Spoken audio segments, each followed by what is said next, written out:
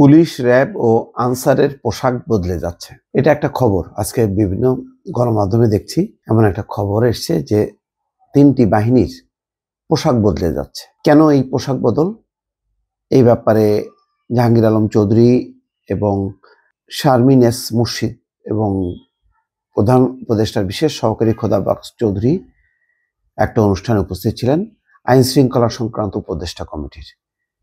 তো সেখানে বলা হচ্ছে যে পুলিশ বাহিনীর সংস্কার এবং একই সঙ্গে পোশাক পরিবর্তনের দাবি ওঠে।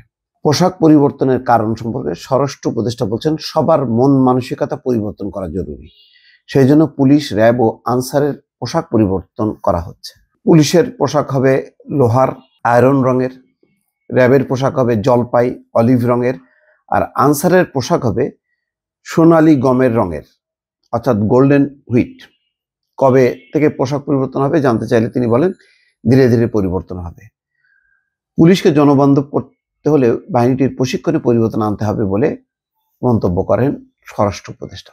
আসলে এটা আমার যেটা ধারণা যে এই কাজগুলি রেগুলার গভর্নমেন্টের জন্য রেখে দেওয়া ভালো।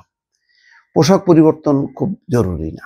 জরুরি হলো ওই যে যেটা বললেন যে তাদের মন মানসিকতা পরিবর্তন করতে হবে। পোশাক পরিবর্তনের মধ্য দিয়ে কি মন মানসিকতা পরিবর্তন হয় আমার জানা নেই।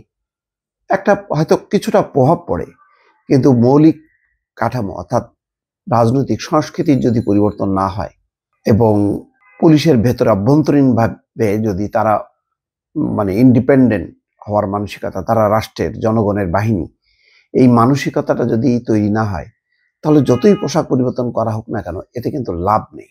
যে এলাও সেই কদু। ধরেন আমরা অনেক সময় একটু মনে করি যে একটা নতুন পোশাক পরলে একটু ফুরফুরা লাগে। তার মানে এই না যে আমার কিন্তু চরিত্র পাল্টে যায়। হয়তো চেহারা একটু উজ্জ্বল লাগে কিন্তু চরিত্র পাল্টে যায় তা না। পুলিশ বা এই বাহিনীগুলোর চরিত্র পাল্টাইতে হবে। সেই চরিত্রটা কি? সেই চরিত্রটা হলো মানুষের জন্য কাজ করা। তারা যাতে কোনো প্রভাবের, কোনো চক্রের কবলে পড়ে সুবিধার জন্য মানুষকে জিম্মি করে যাতে তাদের উপরে অত্যাচার, নির্যাতন, নিপীড়ন চাপিয়ে তারা যাতে টাকা পয়সা ইনকাম না করে, অবৈধ পন্থা অবলম্বন না করে এবং রাজনৈতিকভাবে যাতে কেউ ব্যবহার না করে। যে অবস্থিত রাজনৈতিক শক্তি যারা ক্ষমতাধর তাদের একটা পরিবর্তন আনতে হবে যে তারা পুলিশকে যেন যত্রতত্র ব্যবহার না করার চেষ্টা করে। আবার পুলিশেরও এমন একটা ভেতরে শক্তি থাকতে হবে তারা যাতে ব্যবহৃত না হয়। এই কাজটা যদি না হয় পোশাক পরিবর্তনের লাভ হবে না। পুলিশের বা এই বাহিনীর পোশাক কিন্তু অতীতে অনেকবার পরিবর্তন হয়েছে কিন্তু লাভ হয়নি। তো সুতরাং আমার যেটা ধারণা যে পোশাক পরিবর্তনটা খুব জরুরি না। তাদেরকে কোন উপায়ে স্বাবলম্বী করা যায়, কোন সংস্কারের মধ্য দিয়ে এই পুলিশ বাহিনীর কাঠামোটাকে পরিবর্তন করা যায় এটা জরুরি। আর র্যাবের ব্যাপারে তো র্যাব বিলুপ্তির একটা প্রস্তাব এসছে যে র্যাবের দরকারই নেই। র্যাব এমনিতেই মার্কিন নিষেধাজ্ঞা পাওয়া, নানা কারণে তারা পুলিশেরই তো একটা পার্ট। তো সুতরাং এই বাহিনীর যদি পুলিশের একটা অংশ হয় পুলিশের শক্তি বাড়বে।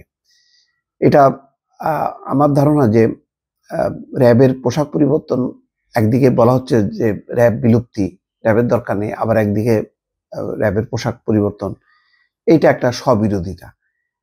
এবং এই পোশাক পরিবর্তন করা উচিত কি উচিত না, এটা এক ধরনের রাষ্ট্রের অর্থেরও অপচয়। তাদের যে পোশাক আছে নিশ্চয়ই তাদের এই তৈরি পোশাক আছে এবং আরো গুদামে অনেক পোশাক আছে। তো সুতরাং সেটা বিপুল একটা অপচয় হবে কিনা এই সময় এটাও ভাবা দরকার। আর সবচেয়ে বড় ভাবা দরকার যে নতুন যে রাজনৈতিক সরকার আসবে সেই সরকার পুলিশকে কিভাবে ব্যবহার করবে, এইগুলির নিষ্পত্তি হওয়া দরকার। পোশাক পরিবর্তনটা এটা আইওয়াশ, এটার মধ্য দিয়ে পুলিশের মানসিকতার পরিবর্তন হবে, র্যাবের বা আনসারের।